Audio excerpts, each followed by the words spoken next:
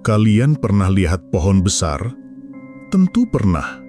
Tapi gimana kalau pohon itu bukan cuma sekadar kayu dan daun, tapi sebuah penjara untuk sesuatu yang seharusnya nggak pernah bebas? Halo, para pencari misteri. Kembali lagi di channel ini, di mana kita bakal ngebongkar sebuah kisah nyata yang bikin aku merinding setiap kali mengingatnya.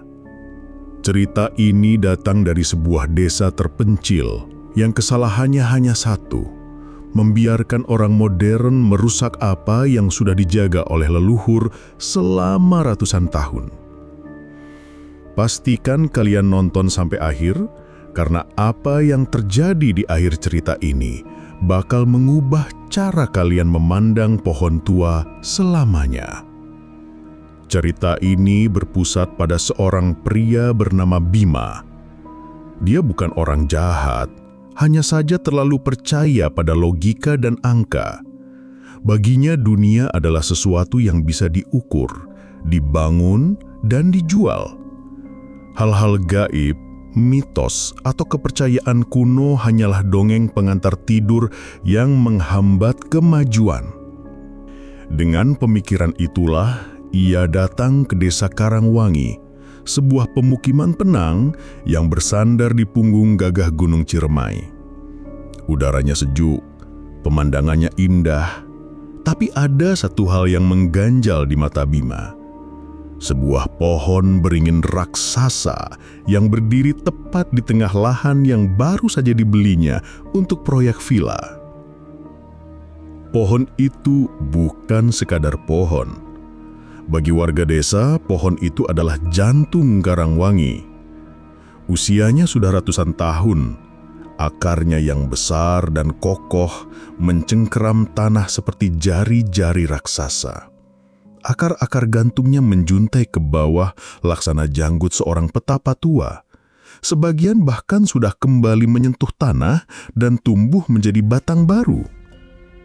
Di bawah naungannya yang rindang, terdapat beberapa batu besar yang selalu dihiasi sesajen kembang dan dupa. Aromanya bercampur dengan wangi tanah basah, menciptakan aura yang sakral sekaligus wingit. Warga menyebutnya Sang Penjaga. Bima melihatnya sebagai masalah, sebuah pohon tua raksasa yang menghalangi pemandangan terbaik dari calon villanya.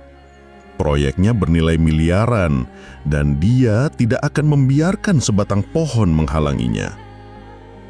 Pak Lurah, kepala desa yang wajahnya sudah dipenuhi guratan waktu, sudah menasehatinya dengan suara pelan. Ia tidak menceritakan detailnya, hanya tatapan matanya yang menunjukkan ketakutan tulus. Ia bilang pohon itu lebih baik dibiarkan saja. Ia adalah pasak bumi desa ini, penyeimbang antara dunia manusia dan dunia mereka. Bima hanya tersenyum tipis. Ia menepuk pundak Pak Lurah dan meyakinkannya bahwa semua akan baik-baik saja. Ia akan membayar kompensasi lebih kepada desa.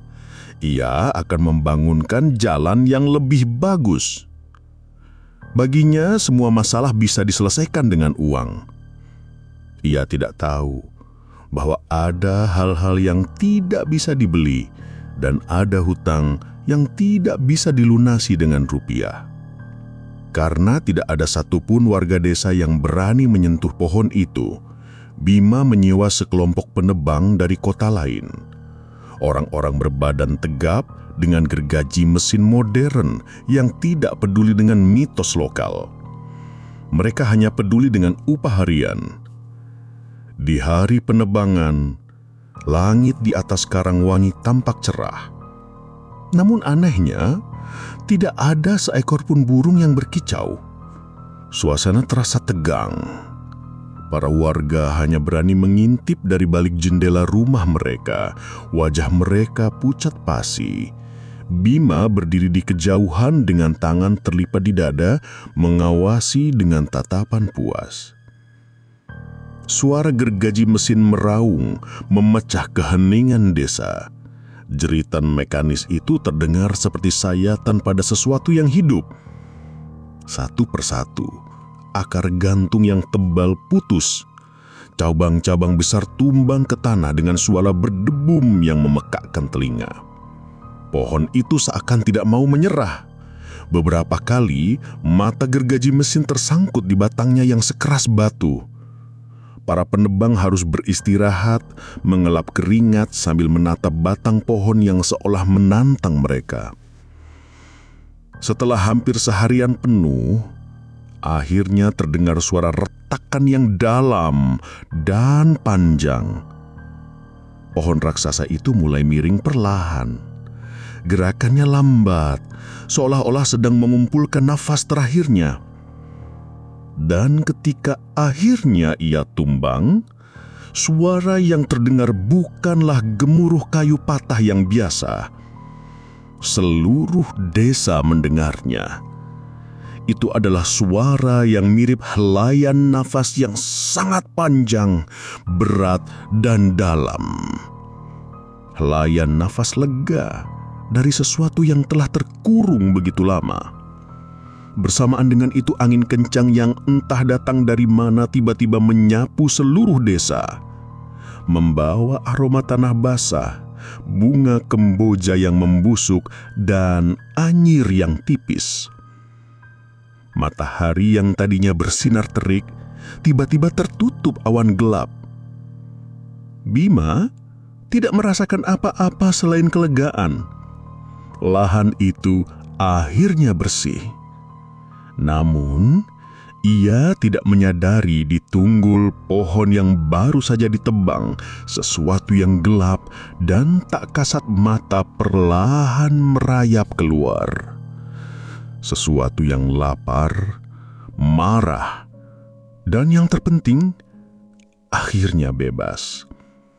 Malam itu, teror di Desa Karangwangi baru saja akan dimulai. Malam pertama tanpa sang penjaga terasa berbeda. Keheningan yang biasanya menenangkan di Desa Karangwangi kini terasa berat dan menekan. Seolah-olah suara jangkrik dan katak pun terlalu takut untuk bersuara. Listrik di desa seringkali padam, tapi malam itu kegelapan terasa lebih pekat dari biasanya. Warga mengunci pintu dan jendela mereka lebih awal, membungkus diri dalam selimut sambil melantunkan doa-doa yang mereka hafal di luar kepala. Mereka bisa merasakannya. Ada sesuatu yang salah, sesuatu yang kini berkeliaran bebas di luar sana. Bima, di lain sisi, sedang merayakan kemenangannya dalam diam. Ia menginap di sebuah rumah panggung kecil di pinggir desa yang disewanya selama proyek berlangsung.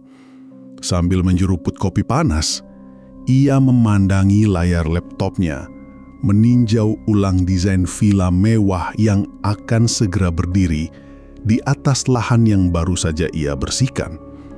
Ia sama sekali tidak merasakan ketegangan yang menyelimuti seluruh desa. Baginya ketakutan warga hanyalah produk imajinasi kolektif. Dasar orang kampung, gumamnya pelan, merasa superior. Sekitar tengah malam, saat ia hendak mematikan laptopnya, ia mendengar suara aneh. Awalnya terdengar seperti siulan angin yang masuk melalui celah-celah dinding kayu rumah. Tapi lama-kelamaan, siulan itu terdengar lebih teratur, seperti seseorang bersenandung lagu tanpa lirik. Nadanya monoton dan menyedihkan. Bima beranjak dari kursinya, berjalan menuju jendela. Ia menyingkap tirai tipis dan mengintip keluar. Tidak ada siapa-siapa. Hanya hamparan kebun singkong yang bergoyang-goyang ditiup angin malam. Ia mengangkat bahu, mengenggapnya hanya angin. Ia kembali ke meja kerjanya. Tapi suara itu tidak berhenti, malah semakin jelas, seolah-olah sumbernya berpindah-pindah. Kadang terdengar dari arah atap, lalu dari kolong rumah. Bima mulai merasa sedikit terganggu. Ia mematikan laptopnya dengan kasar berharap keheningan bisa mengusir suara itu. Tapi tidak. Senandung itu tetap ada. Menembus dinding kayu, merayap masuk ke telinganya. Lalu aroma itu datang. Aroma tanah basah setelah hujan bercampur dengan wangi kemboja yang terlalu matang, hampir busuk. Dan di baliknya ada bau anyir yang samar, seperti bau darah kering. Aroma yang sama persis seperti yang tercium saat pohon beringin itu tumbang. Jantung Bima mulai berdetak sedikit lebih cepat. Logikanya berusaha mencari penjelasan. Mungkin ada bangkai tikus di kolong rumah, atau tetangga sedang membakar dupa. Tapi penjelasan itu terasa hampa, tidak memuaskan. Di saat yang bersamaan, di rumah Pak Dukrah, istrinya terbangun dengan nafas terengah-engah. Ia bercerita dengan suara gemetar bahwa ia bermimpi didatangi sosok hitam tinggi besar tanpa wajah. Sosok itu tidak berbicara, hanya berdiri di kaki ranjangnya sambil menunjuk ke arah di mana pohon beringin itu dulu berdiri. Di kandang belakang rumah, kambing-kambing milik warga mulai mengembik gelisah, menabrak-nabrakan diri ke pagar seolah ingin melarikan diri dari sesuatu yang tidak terlihat. Kembali ke rumah Bima, suara senandung itu tiba-tiba berhenti. Keheningan yang datang sesudahnya terasa lebih menakutkan. Bima menahan nafas, telinganya berusaha menangkap suara sekecil apapun. Beberapa detik kemudian, ia mendengarnya. Suara langkah kaki. Bukan di luar, tapi di dalam rumah. Suara telapak kaki telanjang yang berjalan sangat perlahan di atas lantai kayu dari arah dapur menuju kamarnya. Kriek, kriek, kriek. Setiap bunyi derit kayu membuat bulu kuduk Bima meremang. Ia membeku di tempat, matanya terpaku pada pintu kamarnya yang sedikit terbuka. Ia sendirian di rumah ini. Ia yakin 100%. Para penebang sudah pulang ke kota sore tadi setelah menerima upah mereka. Siapa yang berjalan di dalam rumahnya? Langkah kaki itu berhenti tepat di depan pintu kamarnya. Bima bisa merasakan kehadiran seseorang di balik pintu. Hening.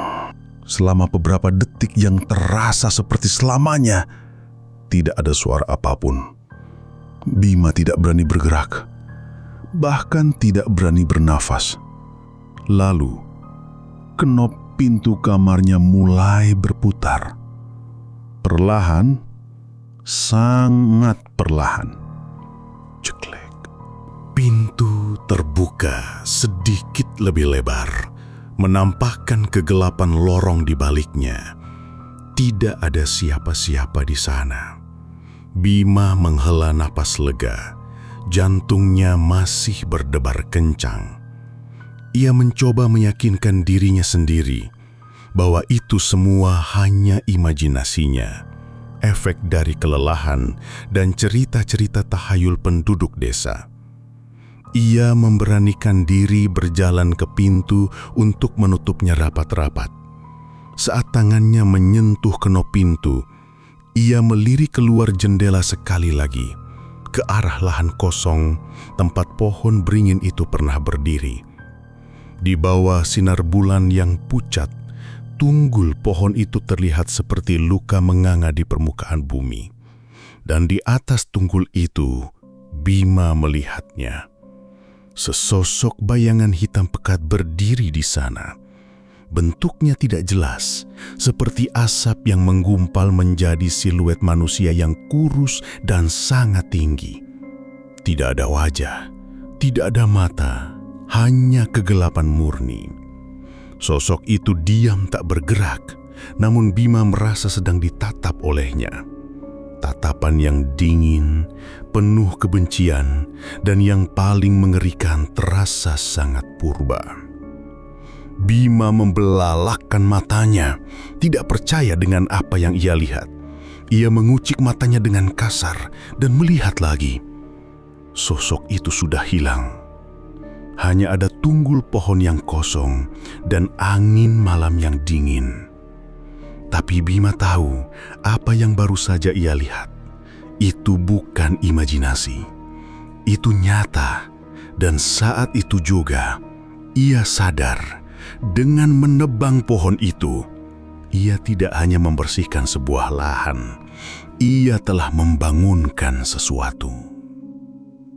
Malam itu, Bima tidak tidur. Setiap derit kayu, setiap desau angin terdengar seperti ancaman. Bayangan hitam di atas tunggul pohon itu telah membakar dirinya ke dalam kelopak matanya. Ia duduk di sudut kamar, memeluk lututnya dengan lampu yang sengaja ia biarkan menyala terang. Logikanya yang selama ini menjadi perisai, kini hancur berkeping-keping. Tidak ada penjelasan ilmiah untuk sosok setinggi itu yang terbuat dari kegelapan murni.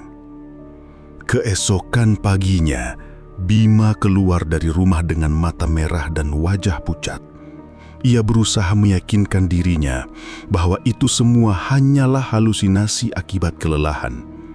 Ia harus tetap fokus pada proyeknya. Namun saat ia berjalan menuju lokasi, ia menyadari suasana desa lebih mencekam dari hari sebelumnya. Para ibu tidak lagi berbincang di depan rumah, anak-anak tidak ada yang bermain di halaman. Pintu-pintu masih tertutup rapat, seolah-olah matahari pagi tidak cukup untuk mengusir kegelapan malam. Kemudian ia melihatnya, sekelompok pria berkumpul di dekat sebuah kandang ayam dengan wajah tegang. Bima mendekat dengan ragu. Di dalam kandang, puluhan ayam tergeletak mati. Tidak ada luka gigitan, tidak ada darah yang tercecer. Tubuh mereka utuh, tapi mata mereka terbuka lebar, paruh mereka sedikit menganga, seolah-olah mereka mati karena ketakutan yang luar biasa. Pemiliknya, seorang petani tua, bergumam dengan suara gemetar, "Diisep nonone, diisep kabeh." Jantung Bima berdebar kencang. Ini bukan lagi soal suara-suara aneh di rumahnya. Ini adalah bukti fisik. Sesuatu yang jahat benar-benar telah dilepaskan dan kini mulai mencari mangsa. Rasa bersalah yang dingin mulai merayap di dalam dirinya, tapi dengan cepat tertutupi oleh ketakutan. Tanpa pikir panjang, ia bergegas menuju rumah Pak Lurah. Ia tidak lagi peduli pada sopan santun. Ia menggedor pintu dengan kasar. Ketika Pak Lurah membuka pintu, wajahnya tampak lelah dan sedih, seolah-olah ia sudah tahu apa yang akan terjadi. "Pohon itu, ada apa sebenarnya dengan pohon itu, Pak?" tanya Bima dengan napas terengah-engah. Suaranya terdengar lebih seperti tuntutan daripada pertanyaan. Pak Lurah menatapnya tajam. Tidak ada lagi keramahan di matanya. Ia mempersilahkan Bima masuk, lalu duduk di kursi rotan tuanya. "Sudah saya bilang, pohon itu jangan diganggu. Anda tidak mau mendengarkan." "Saya perlu tahu apa yang saya lihat semalam, apa yang terjadi pada ayam-ayam itu," desak Bima. Pak Lurah menghela napas panjang, napas seseorang yang memikul beban berat. Pohon itu bukan sang penjaga, seperti yang orang kira. Sebutan itu keliru, diwariskan turun-temurun hingga maknanya bergeser. Sebenarnya, pohon itu adalah penjara. Bima terdiam. Leluhur kami, ratusan tahun yang lalu, bertarung melawan sesosok makhluk, entitas. Kami bahkan tidak punya nama untuknya. Ia bukan jin, bukan siluman. Ia lebih tua dari itu. Makhluk yang memakan kehidupan, memakan rasa takut. Mereka tidak bisa membunuhnya, jadi mereka mengurungnya di dalam pohon beringin itu, menyegelnya dengan ritual dan doa. Pak Lurah mencondongkan tubuhnya ke depan. Pohon itu adalah segelnya. Akar-akarnya adalah rantainya, getahnya adalah gemboknya. Sesajen yang kami berikan bukan untuk menyembahnya, tapi untuk menenangkan ia, agar ia tetap tertidur di dalam penjaranya. Anda, dengan gergaji mesin Anda telah mematahkan rantainya, menghancurkan gemboknya, dan membangunkannya. Dunia Bima seakan berputar. Semua kepingan aneh itu kini menyatu menjadi gambaran yang mengerikan. Suara helaan nafas saat pohon tumbang, aroma anyir, sosok hitam tanpa wajah. Ia sekarang bebas, lanjut Pak Lurah. Suaranya hampir berbisik, dan ia lapar setelah berabad-abad terkurung. Ia akan mengambil apa saja yang bisa ia ambil, hewan ternak, lalu mungkin manusia, dan ia tahu siapa yang telah membebaskannya. Kalimat terakhir itu menghantam Bima seperti palu gamam. Ia tahu siapa yang telah membebaskannya. Apa yang harus saya lakukan? Tanya Bima. Suaranya kini gemetar. Semua kesombongannya lenyap tak bersisa. Pak Lurah menggeleng pelan. Tatapannya penuh kasihan. Tidak ada yang bisa kami lakukan. Ini bukan urusan manusia biasa lagi. Anda telah membuat perjanjian dengan kegelapan saat mata gergaji Anda menyentuh kulit pohon itu. Sekarang Anda harus membayar hutangnya. Malam itu, teror yang dialami Bima meningkat drastis. Ia tidak lagi hanya mendengar suara. Benda-benda di dalam rumahnya mulai bergerak sendiri. Gelas di atas meja bergeser dan jatuh ke lantai, pecah berkeping-keping. Pintu lemari terbuka dan tertutup dengan keras. Laptopnya yang mati total tiba-tiba menyala. Layarnya hanya menampilkan gambar statis hitam putih yang berisik. Dan dari speakernya terdengar suara senandung monoton yang pernah ia dengar. Kali ini lebih jelas dan penuh penderitaan. Bima meringkuk ketakutan di kamarnya. Ia mencoba menelpon temannya di kota, tapi tidak ada sinyal sama sekali. Padahal siangnya sinyal masih penuh. Ia benar-benar terisolasi. Puncaknya terjadi saat ia memberanikan diri untuk ke kamar mandi. Saat ia membasuh wajahnya dengan air dingin, mencoba menenangkan dirinya, ia mengangkat kepala dan menatap cermin di depannya. Di pantulan cermin itu, untuk sesaat, ia melihatnya. Sosok hitam itu berdiri tepat di belakangnya, membungkuk sedikit seolah sedang mengintip dari atas bahunya. Tidak ada wajah, tapi Bima bisa merasakan tatapan kosong yang menusuk langsung ke juanya. Ia berteriak dan berbalik dengan cepat. Tidak ada siapa-siapa di belakangnya, hanya dinding kosong. Tapi saat ia melihat kembali ke cermin, ada sesuatu yang tertinggal di sana. Sebuah jejak tangan hitam yang basah dan legam menempel di permukaan cermin, tepat di mana bahunya berada di pantulan tadi. Jejak tangan yang bukan miliknya. Jejak tangan di cermin itu adalah titik baliknya. Bagi Bima, itu bukan lagi sekadar gangguan gaib, melainkan sebuah deklarasi. Makhluk itu tidak hanya mengawasinya, ia kini mulai menyentuh dunianya, meninggalkan bekas fisiknya di alam nyata.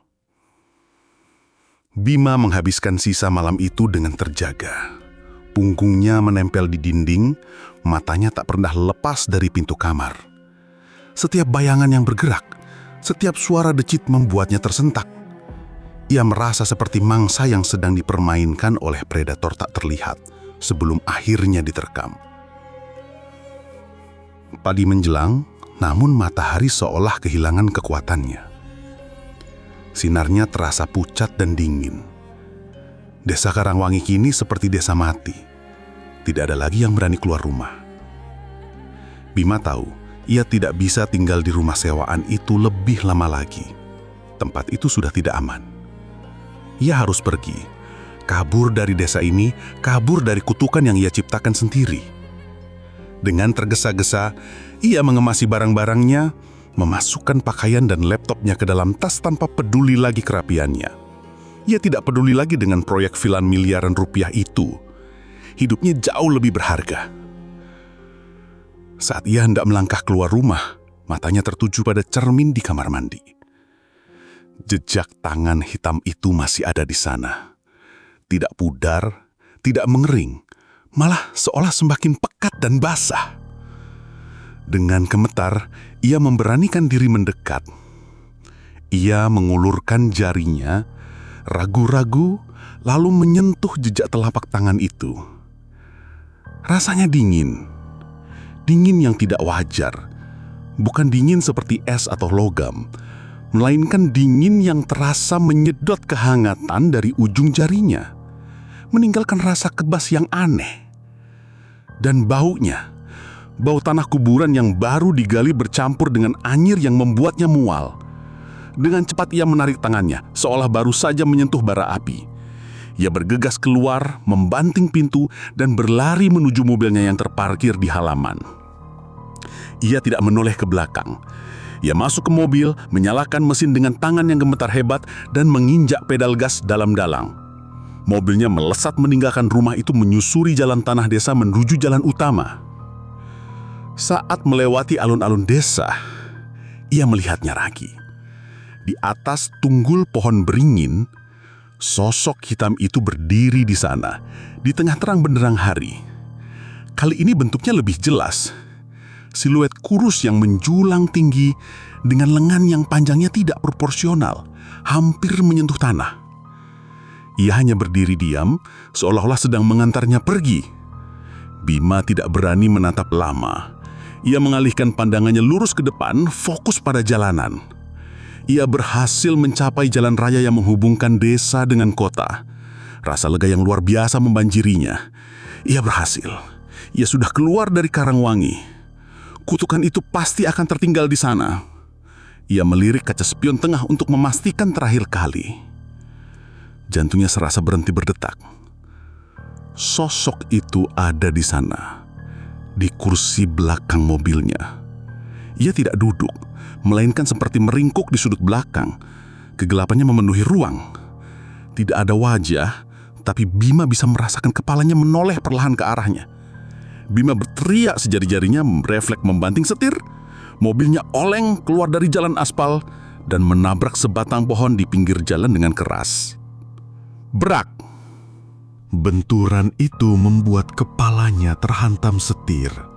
Semuanya menjadi gelap. Ketika ia sadar, ia mencium bau antiseptik yang tajam. Dilihatnya sekeliling, ia berada di sebuah kamar rumah sakit. Kepalanya diberban dan lengannya terasa nyeri. Seorang perawat masuk dan memberitahunya bahwa ia ditemukan pingsan di dalam mobilnya oleh pengendara yang lewat. Ia selamat, hanya mengalami gegar otak ringan dan beberapa memar. Rasa lega kembali menyelimutinya. Kecelakaan itu pasti telah mengusir makhluk itu. Ia sekarang aman, berada di kota, di tempat yang ramai dan terang, jauh dari desa terkutuk itu. Selama beberapa hari di rumah sakit, tidak ada kejadian aneh. Tidak ada suara, tidak ada bau, tidak ada penampakan. Bima mulai percaya bahwa mimpi buruknya telah berakhir. Ia hanya perlu pulih, lalu melupakan semua yang terjadi di Karangwangi. Di hari ia diperbolehkan pulang, ia merasa seperti terlahir kembali. Ia menumpang taksi menuju apartemennya di pusat kota.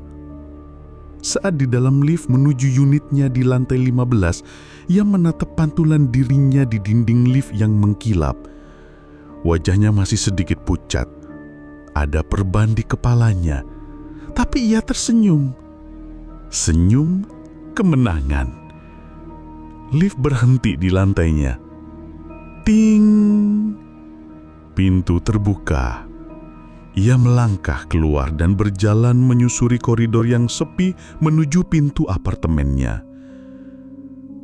Saat ia memasukkan kunci, ia merasakan hawa dingin yang familiar di tengkuknya.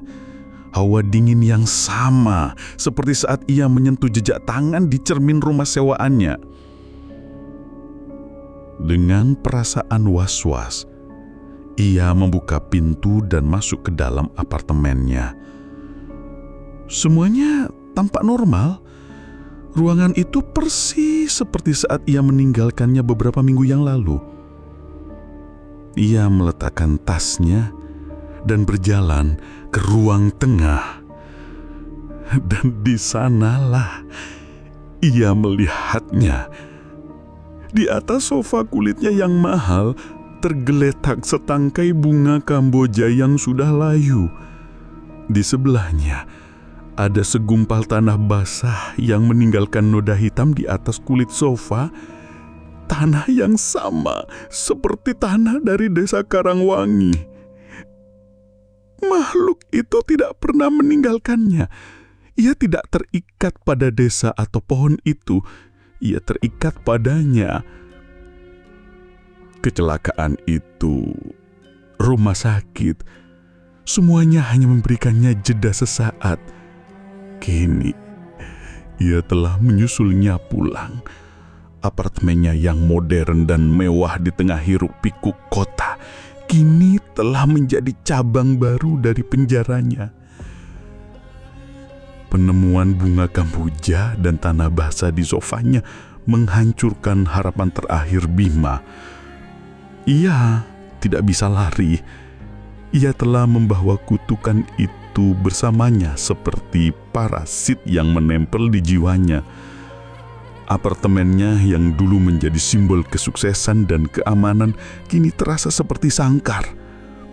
Setiap sudut gelap, setiap pantulan di jendela kaca yang tinggi menjadi sumber teror baru. Kehidupannya berubah menjadi neraka sunyi. Di malam hari, teror menjadi lebih intens. Ia sering terbangun sekitar pukul 3 pagi oleh suara langkah kaki telanjang di lantai marmer apartemennya. Suara garukan kuku panjang di pintu kamarnya. Kadang, ia mendengar suara senandung sedih itu datang dari dalam lemari pakaiannya. Ia tidak lagi berani tidur dalam gelap. Semua lampu di apartemennya ia nyalakan 24 jam, membuat tagihan listriknya membengkak. Tapi itu harga kecil yang harus dibayar demi sedikit rasa aman yang semu. Ia mencoba mencari bantuan. Pertama, ia pergi ke seorang psikolog, mencoba meyakinkan dirinya sendiri bahwa semua ini adalah trauma pasca kecelakaan. Tapi bagaimana psikolog bisa menjelaskan tanah basah di sofanya atau jejak tangan hitam di cermin rumah sewaannya? Ia berhenti datang setelah sesi kedua. Kemudian putus asa, ia mencari orang pintar.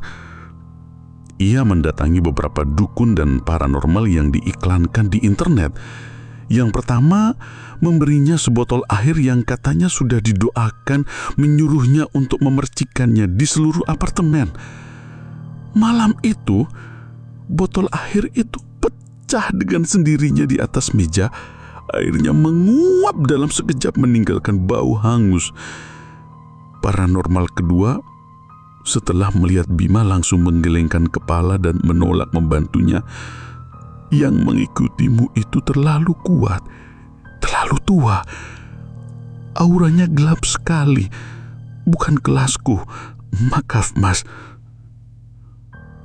Bima menjadi semakin terisolasi. Teman-temannya mulai menjauhinya karena penampilannya yang kacau, matanya yang selalu terlihat lelah dan ketakutan, serta ceritanya yang dianggap tidak masuk akal. Ia berhenti bekerja. Proyek villa di Karangwangi sudah ia tinggalkan begitu saja. Ia tidak peduli lagi. Ia hanya ingin teror ini berhenti. Makhluk itu sepertinya menikmati permainannya. Ia jarang menunjukkan wujud penuhnya, seolah tahu bahwa ketakutan akan hal yang tidak terlihat jauh lebih menyiksa. Ia hanya memberikan tanda-tanda kehadirannya.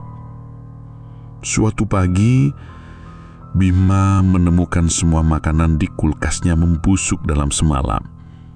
Di lain waktu, saat ia sedang mandi, air dari shower tiba-tiba berubah menjadi keruh dan berbau anyir seperti air rawa. Perubahan paling mengerikan terjadi pada diri Bima sendiri. Ia mulai kehilangan berat badan secara drastis. Kulitnya menjadi pucat dan kering.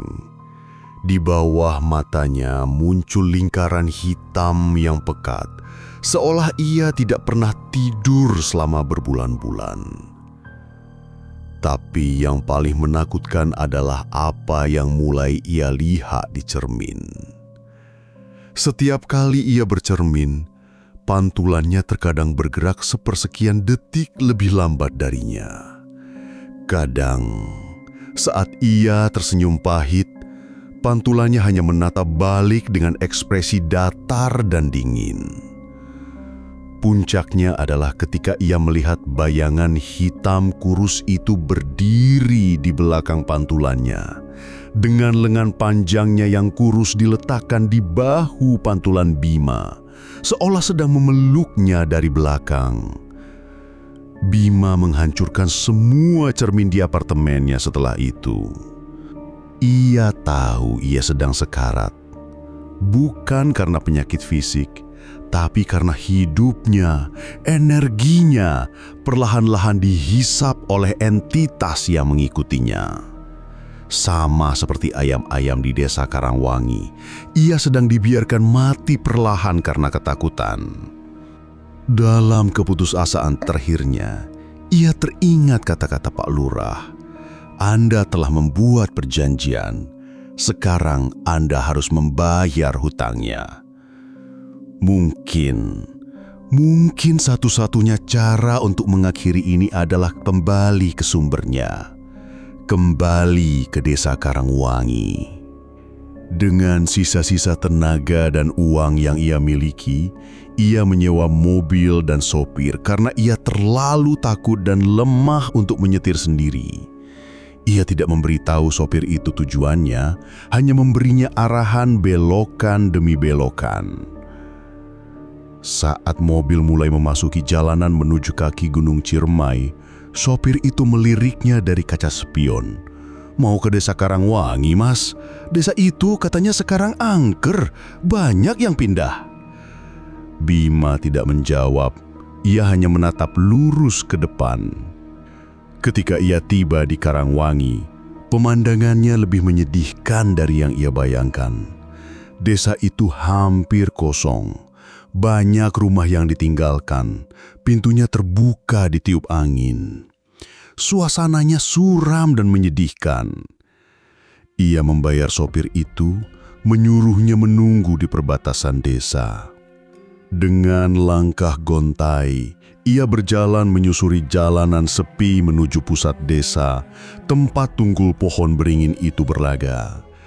Ia melihat Pak Lurah duduk sendirian di teras rumahnya yang kini tampak tak terawat, menatap kosong ke arah tunggul itu.